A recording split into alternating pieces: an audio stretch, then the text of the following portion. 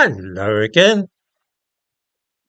The dishonesty and deceit of the British government and various senior police officers defies all belief. They obviously hope that the public have the attention span of a grasshopper and will not remember what the official line being promoted just 3 months ago was in the wake of the murder of 3 little girls. Time, I fancy, to remind everybody so we are able fully to appreciate the enormity of the psychological warfare waged upon us. On July the 30th, the Guardian newspaper reported that police say terrorism is not a motive, and also it is understood that nothing supporting any kind of terrorist motive has been found so far, and Merseyside police have said there is no evidence of terrorism. I give a link to the news item in The Guardian in the description to this video.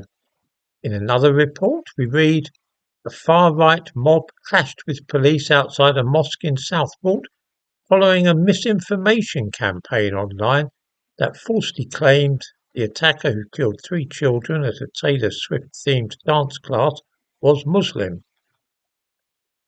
By August 2nd, the official version was pretty well established. This is that the youth arrested for the murders was a Christian with either mental health problems or autism. On that day, LBC News described him as a quiet choir boy and reported that the prosecuting counsel, when he appeared in court, had said that he has a diagnosis of autism spectrum disorder. I give a link to that news item as well. Many ordinary people didn't believe a word of it, and they felt instinctively that this was an Islamist terrorist attack. Those who said so on social media were in serious trouble, being swiftly arrested and jailed for 2 or 3 years. On August the 16th, a man called Wayne O'Rourke was sent to prison for 3 years for stirring up racial hatred. The court was told that on July the 29th he had posted saying that the deaths of the 3 girls at Southport was a terrorist attack carried out by a Muslim.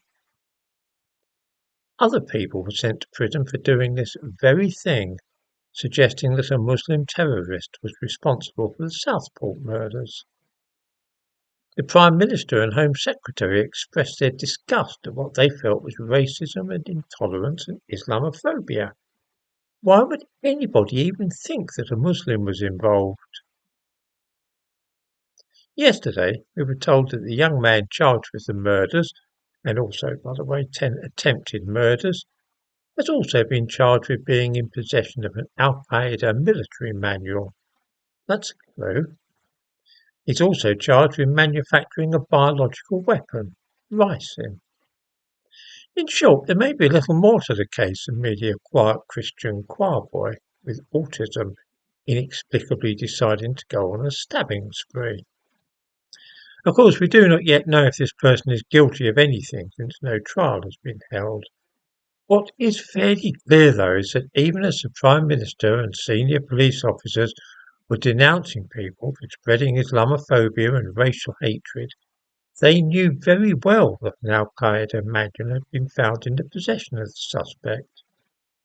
In other words, they knew months ago that there was a pretty good chance that this was indeed an Islamist plot, who determined that the public should not be aware of it. It is also said that this news has only been released yesterday because it is hoped that it will overshadow today's budget, which is likely to be very unpopular. Surely even the present government would not be that cynical.